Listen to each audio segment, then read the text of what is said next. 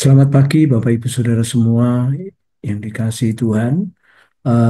Tidak bosan-bosannya kita menjadi bagian dari 111 GKKD 5 kali dan terus kita mengejarnya kalau sampai toh ini memasuki bulan keempat tetapi kita belum mendapatkannya. Terus saya memotivasi diri saya, memotivasi juga teman-teman untuk kita menjadi bagian di 111 GKKD 5 kali ini, membawa mereka kepada komunitas kita, membawa mereka bertumbuh mengenal Tuhan, membawa mereka menjadi pelayan kita, pelayan Tuhan maksud saya, Bapak Ibu Saudara.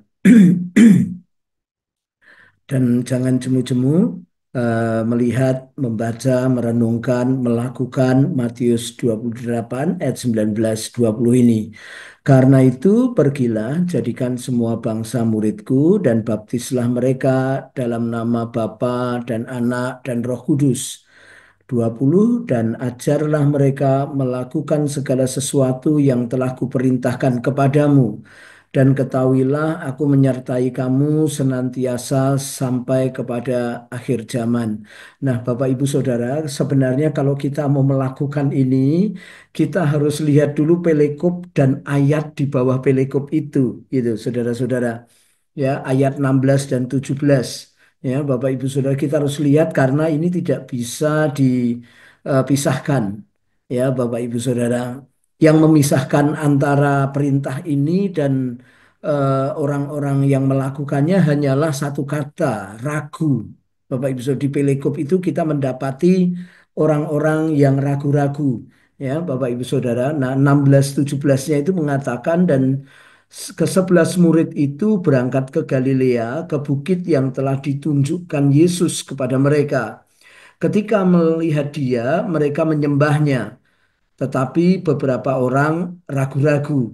Tetapi perintah ini tetap dilepaskan oleh Tuhan Yesus supaya dilaksanakan. Walaupun ada orang yang ragu-ragu, tetapi orang yang tidak ragu-ragu, dia menyembah Tuhan. Dia mendapatkan hati Tuhan. Hati Tuhan selalu datang dari orang-orang yang menyembah, orang-orang yang bertemu muka, bertemu pribadi dengan Tuhan. Jadi Bapak Ibu Saudara, ini adalah orang-orang yang terlatih lah, orang-orang yang tidak ragu-ragu. Karena perasaan, pikiran itu latih Bapak Ibu Saudara. Ya, kalau kita lihat Bapak Ibu Saudara baca nanti renungkan baik-baik, di situ hanya ada dua kelompok yang ragu-ragu dan yang terlatih. Yang terlatih menyembah, lalu Tuhan Yesus declare, saudara-saudara. Nah, yang pertama, Bapak Ibu Saudara, betapa pentingnya kita yang sudah terlatih, kita yang sudah dimuridkan, maka itu akan menjadi mudah sebenarnya untuk membawa orang ke gereja karena mereka bisa mengalami perjumpaan dengan Tuhan. Saya membaca bukunya Frank Damasio mengatakan jika Anda tidak mendapatkan gereja sebagai eh, ibu Anda, maka Anda tidak akan pernah mendapatkan Tuhan sebagai Bapak Anda. Itu perkataan Frank Damasio yang sangat luar biasa, saudara-saudara. Dikutip dari seorang misionaris yang memberitakan Injil, dia ngomong, jika Anda tidak pernah mendapatkan gereja sebagai ibu Anda, maka Anda tidak akan pernah mendapatkan Tuhan sebagai Bapa Anda. Maka itu Bapak Ibu Saudara sangat penting orang ke gereja dan mengalami Tuhan, dipulihkan Tuhan. Ya Saudara, kehidupan yang berubah di sana, mendapatkan Allah sebagai Bapa yang kekal, Allah yang mencukupi, Allah yang menasehati, Allah yang mengasihi, itu ada di dalam gereja. Nah, sangat penting kita membawa orang-orang ke gereja. Yang kedua adalah mengalami pertumbuhan iman, ya Bapak Ibu Saudara, dan bahkan dapat merasakan hubungan yang lebih dekat dengan Kristus. Bapak Ibu Saudara, secara situasi bahwa dunia bangsa kita juga tidak baik-baik saja. Ya kita tahu bahwa hanya orang yang punya imanlah, orang yang dapat hidup di akhir-akhir ini. Saudara, dengan imannya kita bertumbuh ya. Orang benar akan hidup oleh iman dan percayanya, kata Alkitab, kata firman Tuhan. Jadi penting kalau orang punya iman, karena hidup makin ke sana makin tidak mudah, ya Bapak Ibu Saudara ya. Kemudian yang ketiga, kesempatan untuk menjadi bagian dari tubuh Kristus dan melayani bersama-sama, ya. Setiap kita sebenarnya ada panggilan untuk melayani bersama-sama, melayani Tuhan, saudara-saudara, dan melayani saudara-saudara manusia, ya. Jadi dua pelayanan ini sebenarnya bagi orang yang sudah menerima Kristus ada hal itu. Oleh karena itu ini menjadi sebuah alasan, ya, walaupun ada alasan saudara-saudaraku yang lebih biblical, lebih luas lagi, tetapi saya ingin tiga hal ini aja kita bisa mengerjakannya, Bapak Ibu Saudara ya. Nah, bagaimana membawa mereka kepada gereja walaupun tahun ini sudah mau masuki bulan April, saya belum mendapatkan, saudaraku, ya. Maka kita terus yang pertama adalah berdoa untuk mereka. Kata mereka, Bapak Ibu Saudara, adalah list yang kita buat, kita menyebut nama-nama mereka dan minta Roh Kudus menyentuh hati mereka, mengkondisikan ya Bapak Ibu Saudara supaya Kristus bisa masuk di dalam hidupnya. Itu penting Bapak Ibu Saudara. Yang kedua adalah hidup kita harus menjadi lebih baik, saudara-saudara, sesuai dengan firman Tuhan, menjadi teladan bagi mereka, ya Bapak Ibu Saudara, supaya kita bisa menonjol dan membawa kepada mereka tidak ada kesalahan dalam hidup kita.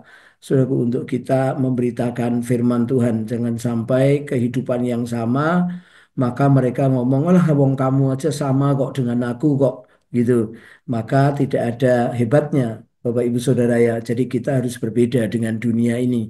Yang ketiga, mengundang dengan kasih, ya, dengan ramah, ajak dengan pendekatan yang tulus dan penuh kasih. Bapak Ibu Saudara, eh, seringkali saya mengajak makan orang yang belum percaya, saya ngobrol sama mereka, saya ajak makan mereka, makan kue tiaw kah, makan nasi goreng kah, makan ronde kah, gitu, untuk membangun, memasukkan kebenaran firman Tuhan dalam hidup mereka. Ya, Bapak Ibu Saudara, kemudian menjelaskan manfaat dari gereja, bagaimana gereja dapat membantu pertumbuhan rohani mereka. Saya tertarik dengan Mas Budi, kadangkala memperlakukan orang baru yang masuk masuk ke gereja, diperlakukan oleh Mas Budi spesial, gitu, saudara-saudara ya. Dan saya tertarik dengan itu, memperlakukan setiap mereka adalah VIP, walaupun